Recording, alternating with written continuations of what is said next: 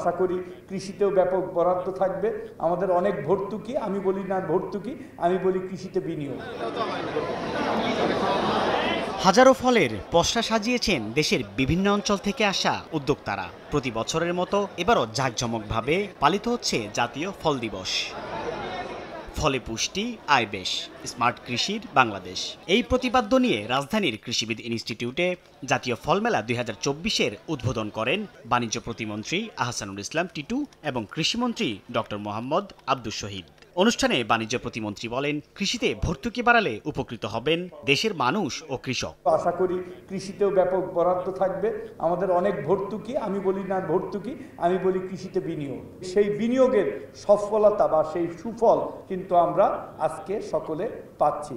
অনুষ্ঠানে দেশি ফল রপ্তানিতে জটিলতা দূর করতে শিগগিরই ব্যবস্থা নেওয়ার আশ্বাস দেন কৃষিমন্ত্রী।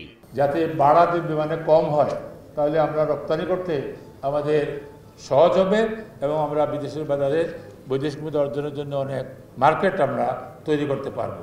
এ সময় মন্ত্রী আরো বলেন, উৎপাদন পর্যায়ে ফল যাতে নষ্ট না হয় সেই লক্ষ্যে কাজ করছে সরকার।